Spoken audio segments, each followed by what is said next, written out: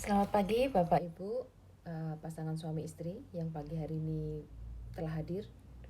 Saya dari GSCA Anugrah akan memberikan sedikit pengajaran yang mana bertemakan komunikasi yang baik terhadap pasangan hidup. Kita tahu komunikasi bukanlah hal yang mudah, di mana dua orang berkepribadian yang berbeda, kebiasaan yang berbeda, tinggal bersama dalam waktu yang lama, pastilah akan banyak salah paham yang akan terjadi nantinya. Dengan adanya kesulitan komunikasi dalam hubungan suami istri, apalagi di zaman digital saat ini, di zaman online ini, membuat orang yang jauh bisa menjadi dekat dan orang yang dekat bisa menjadi jauh. Karena hal itu, maka pasangan suami istri diajarkan untuk belajar berkomunikasi dengan baik. Seperti yang firman Tuhan ajarkan, ditulis dalam Efesus 4 ayat 32 yang berbunyi, "Tetapi hendaklah kamu ramah seorang terhadap yang lain, kasih mesra, dan saling mengampuni, sebagaimana Allah di dalam Kristus telah mengampuni kamu." Alkitab mengajarkan hal berkomunikasi yang baik dengan cara bagaimana? Yang pertama dengan cara ramah. Ramah kalau dalam KBBI bisa diartikan manis dalam bertutur kata, dalam sikapnya, baik hati, menarik budi, suka bergaul, dan menyenangkan dalam bergaul.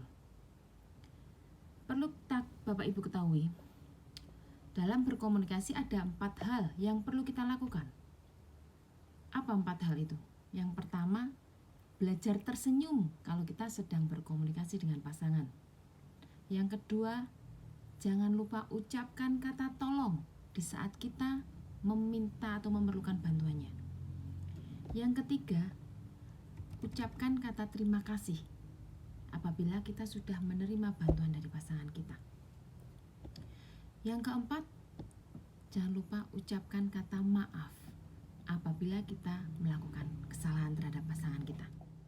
Bapak Ibu semua yang hadir pagi ini,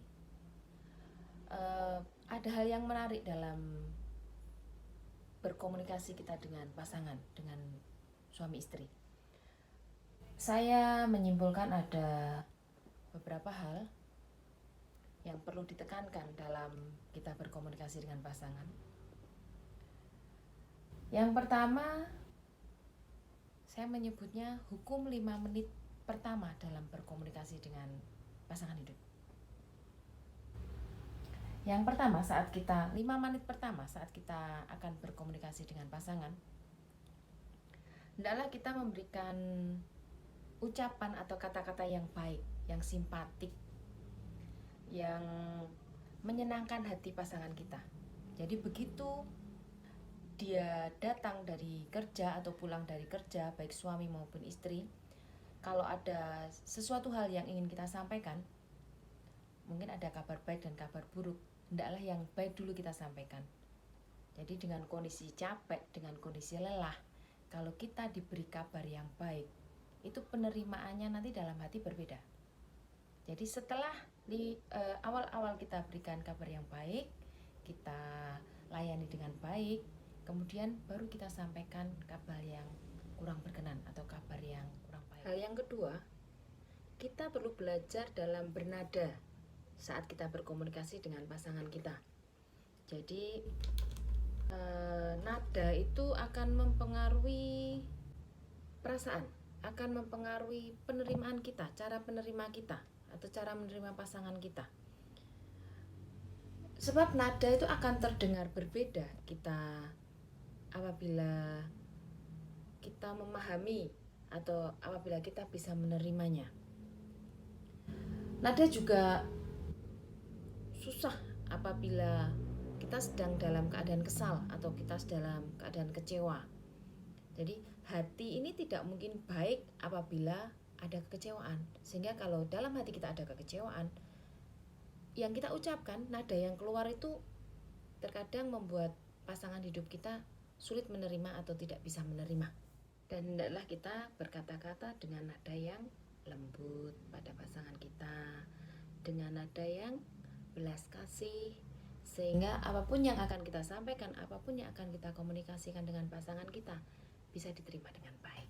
Hal kedua yang perlu kita ketahui dalam berkomunikasi seperti yang diajarkan Alkitab, di mana tertulis dalam Efesus 4 ayat 32 tadi, yang pertama adalah ramah, yang kedua adalah kasih mesra, supaya kita berbicara dengan nada yang baik, supaya muncul kasih mesra di antara kita, di antara pasangan hidup kita, di antara suami istri yang hadir pada saat ini. Jadi belajar berkata-kata dengan ramah, belajar melakukan komunikasi dengan mesra, dengan kasih. Lalu ada penekanan lagi dalam ayat ini, yaitu apa? Pengampunan. Dalam kamus besar saya buka, arti kata pengampunan itu pembebasan dari tuntutan atau hukuman karena melakukan suatu kesalahan atau kekeliruan. Bapak Ibu semua, janganlah kita membawa amarah kita atau pertengkaran kita sebagai pasangan suami istri ke atas ranjang, atau jangan membiarkan amarah itu melewati malam. Jangan ada kepahitan, biar saat berkomunikasi nada kita itu yang keluar baik. Karena apa? Pengampunan itu memulihkan relasi dan memampukan dua pribadi saat berkomunikasi dengan ramah. Jadi hendaklah kita tidak menyimpan kepahitan atau kita mengampuni pasangan kita di saat dia melakukan kesalahan. Jadi apabila ada pengampunan dalam berkomunikasi, tidak ada ganjalan dalam hati, sehingga apa yang kita sampaikan yang keluar itu akan nada yang baik, yang lembut, sehingga pasangan kita pun bisa menerima bahwa kesalahannya atau apa yang telah dia perbuat itu mendapatkan pengampunan dari pasangannya, dari suaminya atau dari istri. Yang ketiga adalah kasih mesra. Kasih mesra itu bisa diartikan sebagai perasaan yang sangat kasih atau perasaan kasih yang berlebihan. Kasih orang yang saling cinta akan mudah berkomunikasi. Karena itu, kembalikanlah cinta. Tumbuhkan cinta dalam hubungan suami istri, maka komunikasi akan menjadi lebih mudah diterima dengan adanya cinta. Cinta membuat komunikasi sangat mudah dipahami, karena komunikasi adalah relasi dari hati. Kalau ada cinta dalam hati, ada kedamaian dalam hati, sehingga komunikasi yang disampaikan pun kepada pasangan akan menjadi sangat mudah. Mari kita belajar untuk menjadikan suatu hubungan mesra ini menjadikan kebiasaan dalam kehidupan kita hari lepas hari, supaya komunikasi antara suami dan istri dapat terjalin dengan baik. Kemesraan yang dibangun akan menjadikan komunikasi mendapat tempat untuk keterbukaan dan membangun ikatan yang kuat dalam hubungan suami istri. Seperti yang Alkitab tulis dalam Filipi 2 ayat 1. Di sana dikatakan, jadi karena Kristus ada nasihat, ada penghiburan kasih, ada persekutuan roh, ada kasih mesra dan belas kasihan. Dalam kasih mesra, nasihat akan mudah diterima. Jadi, seperti yang ditulis juga dalam Filipi 2 ayat 3, dengan tidak mencari kepentingan sendiri atau kita tidak egois atau pujian yang sia-sia, sebaiknya hendaklah rendah hati, yang seorang menganggap yang lain lebih utama daripada dirinya sendiri. Mari kita semua belajar berkomunikasi tidak egois. Jadi tidak saya yang menang, suami saya menang, atau istri saya menang.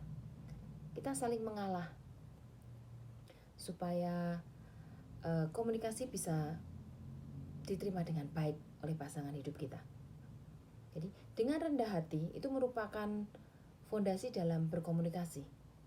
Mari kita mencari solusi atau mencari jalan tengah dalam setiap perbedaan yang muncul di setiap kehidupan pasangan suami istri. Pasti ada gesekan, pasti ada perbedaan. Dalam hal itu kita diperlukan kasih mesra sehingga bisa mendapatkan solusi yang terbaik, bisa mendapatkan jalan tengah yang terbaik dalam setiap perbedaan yang ada.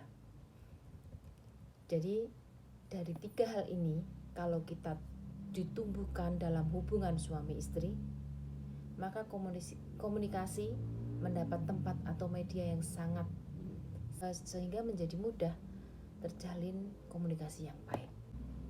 Jadi ada 3 hal yang perlu kita perhatikan sebagai pasangan suami istri, di mana kita bisa mencapai atau mendapatkan komunikasi yang baik kalau kita melakukannya pada pasangan kita.